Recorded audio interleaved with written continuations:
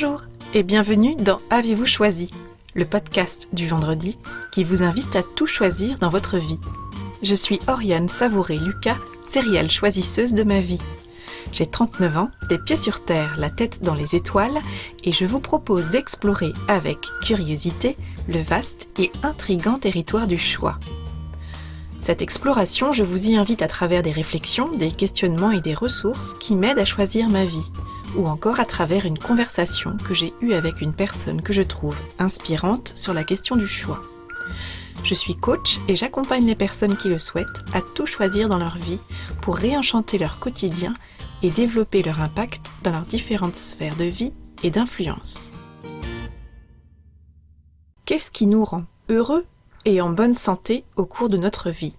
En 1938 a débuté ce qui est probablement la plus longue étude réalisée sur le bonheur jusqu'à présent. Pendant 75 ans, une équipe de chercheurs de l'université de Harvard a étudié les vies de 724 hommes depuis leur adolescence jusqu'à l'hiver de leur vie en analysant leurs différentes sphères de vie année après année. Toutes ces données relatives au développement de l'adulte ont été collectées dans l'espoir d'identifier ce qui nous rend heureux et en bonne santé tout au long de notre vie. Les conclusions de cette étude sont sans appel.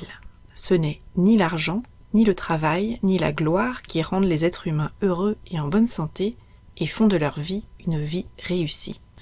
L'étude révèle que c'est bien la qualité de nos relations avec nos proches qui nous rend plus heureux et en meilleure santé. Autre source, autre information, selon Jim Rohn, un célèbre coach, auteur et conférencier américain aujourd'hui décédé, nous sommes la moyenne des 5 personnes avec lesquelles nous passons le plus de temps. Aussi, si nous voulons réussir notre vie, et si nous sommes effectivement la moyenne des 5 personnes que nous côtoyons le plus, il semble important et intéressant de choisir les personnes qui nous entourent et avec lesquelles nous passons le plus clair de notre temps, et d'investir notre temps et notre énergie à cultiver les relations qui sont importantes pour nous en fonction de l'endroit où nous nous trouvons sur le chemin de notre vie. Puisqu'une journée ne fait que 24 heures, que notre temps est compté, et que nous ne connaissons pas notre date de fin de partie, il semble particulièrement intéressant de s'interroger sur les groupes auxquels nous appartenons, qu'il s'agisse du cercle familial, amical, professionnel ou encore des communautés auxquelles nous appartenons. Est-ce que nous appartenons à ces cercles par choix éclairé et affirmé ou bien par habitude, par défaut ? Est-ce que les cercles dans lesquels nous évoluons contribuent à notre épanouissement ? Est-ce qu'ils nous nourrissent ? Avons-nous l'impression d'apporter une contribution de qualité à ces cercles ? Sommes-nous satisfaits de ce que nous donnons et de ce que nous recevons des groupes auxquels nous appartenons ? Est-ce que les groupes auxquels nous appartenons contribuent à nous faire avancer ou bien est-ce que nous nous contentons d'être choisis, de faire partie de groupes par défaut et de rester dans le connu parce que c'est comme ça ? Est-ce que nous donnons autant que nous recevons ? Est-ce que nous recevons autant que nous donnons ? Est-ce que ce ratio entre donner et recevoir nous convient ? Pourquoi faisons-nous partie des cercles auxquels nous adhérons ? Nous pouvons choisir d'investir notre temps et notre énergie dans des relations et dans des groupes qui nous nourrissent, qui nous font grandir, auxquels nous sentons que nous contribuons de manière singulière et épanouissante. Oh, et je propose ici un aparté. Choisir de faire de la place à des relations nourrissantes, inspirantes et épanouissantes, cela peut nécessiter de libérer du temps et de l'énergie dans nos vies déjà bien remplies. Et cela peut donc être l'occasion de se défaire de relations déséquilibrées, sans intérêt, voire toxiques. Oh, et ces changements, ce détachement de ce et de ceux qui ne nous conviennent pas ou plus, ne nécessitent pas forcément d'esclandres, de drames, de grands cris, ni de grandes explications. Vous pouvez choisir de ne plus faire partie de ces relations ou de ces groupes qui ne vous conviennent plus, voire qui vous embourbent.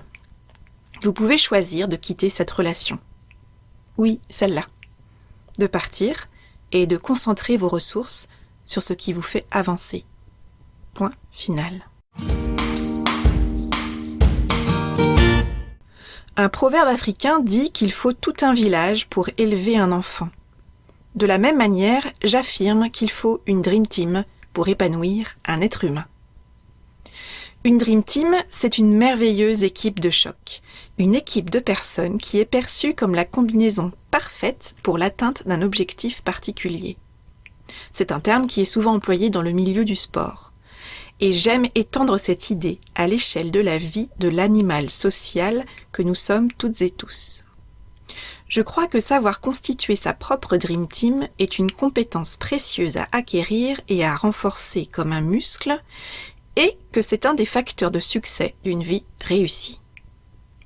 Si s'épanouir dans sa vie est un objectif important pour nous, et je pense que nous sommes quelques-uns à nous retrouver dans ce souhait, alors notre travail personnel consiste à identifier et à mobiliser les ressources et les conditions qui sont propices à la concrétisation de cet objectif.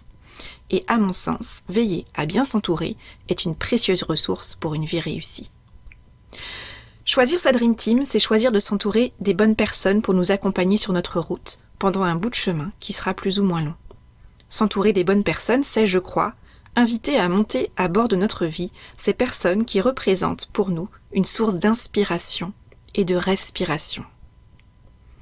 Cela concerne notre conjoint, notre famille, nos amis, nos collègues, nos pairs, nos mentors, nos sources d'inspiration, qu'on les connaisse directement et personnellement, ou bien qu'il s'agisse de personnes qu'on ne connaît que par livre, par interview ou par conférence interposée. Pour nous épanouir, nous avons besoin d'être inspirés, d'être guidés, épaulés, accompagnés à différents degrés et à différents moments de notre vie. Pour nous épanouir, nous avons besoin de nous entourer d'une équipe de personnes dont les savoirs, c'est-à-dire les connaissances, les savoir-faire, les compétences, et les savoir-être, les comportements, les postures, contribuent à notre épanouissement. Pour nous épanouir, nous avons besoin de nous entourer de personnes qui nous soutiennent, nous donnent des ailes, nous aident à les déployer. Nous avons besoin de personnes qui croient en nous, et parfois davantage que nous-mêmes. Nous avons besoin de personnes dont on apprécie la posture et le positionnement face à la vie, à ces circonstances parfois déroutantes et face aux choix qui se présentent. Nous avons besoin de ces personnes dont la vie compte pour nous, de ces personnes dont la façon d'aborder un problème est si différente de la nôtre que nous trouvons intéressant de les solliciter pour aborder la situation sous un angle que nous avons du mal à imaginer nous-mêmes. Choisir sa Dream Team, c'est par exemple savoir s'appuyer sur l'expertise et le regard d'autres personnes pour faire des choix qu'on ne sait pas faire seul, ou bien qui nous demanderaient beaucoup plus de temps et d'énergie.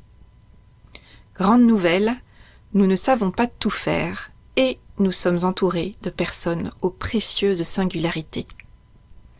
Savoir s'entourer, choisir sa Dream Team, c'est donc identifier nos personnes ressources, celles qui nous inspirent, nous nourrissent, nous ressourcent et aux côtés desquelles nous avons envie d'avancer, d'évoluer, de nous épanouir.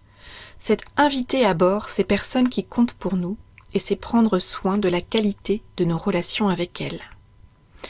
Choisir sa Dream Team, c'est à la fois choisir l'équipe qu'on constitue en tant que chef d'équipe et l'équipe à laquelle on souhaite contribuer en tant que membre d'équipe. Je propose que notre participation et notre mobilisation dans une équipe, dans un cercle ou dans un groupe, qu'on en soit le leader ou bien un membre, relève bien d'un choix éclairé et non d'un choix par défaut. Pour choisir et pour inviter à bord les membres de sa Dream Team, je vous invite à inclure à votre recette quelques ingrédients qui sont à mon sens indispensables à sa réussite. Tout d'abord, être au clair avec l'objectif visé. Qu'est-ce que nous voulons vraiment ? Ensuite, identifier sa singularité pour mieux la communiquer et la revendiquer.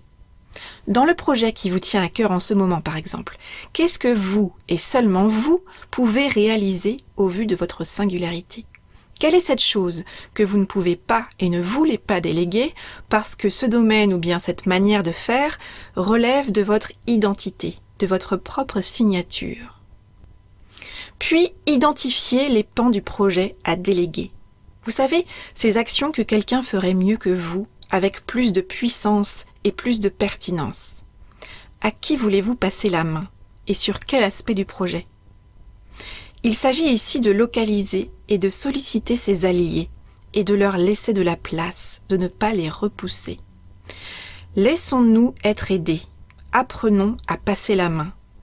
C'est une chose de vouloir déléguer, mais j'ai remarqué que c'en est une autre de le faire vraiment. Lorsque nous déléguons, soyons clairs sur l'objectif à atteindre et soyons flexibles sur la manière d'y arriver. Et pourquoi ne pas appliquer ce principe plein de sagesse et qui nécessite une certaine forme de lâcher-prise ? La personne qui fait a raison.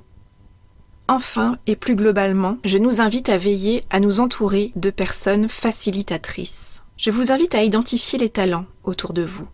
Identifier ces bonnes fées, ces experts, ces mentors, ces conseillers, ces consultants, ces coachs, ces formateurs, ces supporters qui peuvent contribuer régulièrement ou ponctuellement à rendre votre vie plus épanouissante en vous faisant bénéficier de leur précieuse singularité.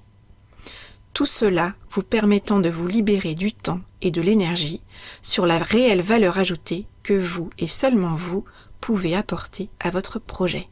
Trouvez votre ou vos mentors, vos sources d'inspiration. Quelles sont ces personnes qui vous inspirent, qui vous proposent un autre cadre de référence et qui vous ouvrent le champ des possibles? Quelles sont ces personnes qui vous ont inspiré et qui vous inspirent aujourd'hui dans votre entourage ou bien par création interposée? Quelles sont ces personnes qui vous montrent que ce que vous avez en tête et dans le cœur est un chemin qui est possible parce que elles-mêmes, ces personnes, l'ont emprunté, voire défriché avant vous? Leur avez-vous dit combien et en quoi elles vous inspirent sur votre chemin? Et vous, que voulez-vous vraiment? De quel Dream Team avez-vous besoin pour vivre une vie épanouissante? Quelle équipe de choc avez-vous envie de constituer? Quelles sont les personnes qui vous inspirent, qui vous tirent vers le haut, qui contribuent à votre épanouissement? Quelle place tiennent-elles dans votre vie aujourd'hui? Est-ce que cela vous convient? Mettez-vous un maximum de votre temps et de votre énergie au service de relations, de groupes, de cercles ou d'équipes qui ont du sens pour vous, qui vous permettent de révéler votre singularité, qui vous nourrissent et qui vous font grandir? Vous avez déjà constitué votre Dream Team? Bravo! Cela signifie que vous savez déceler chez l'autre sa singularité et ses forces et que vous savez vous appuyer sur ses ressources et les mobiliser. Comment pouvez-vous consolider cette équipe? Avez-vous par exemple déjà dit aux membres de votre équipe de choc qu'ils faisaient justement partie de votre Dream Team? Ou bien est-ce que cette Dream Team est connue uniquement de vous-même?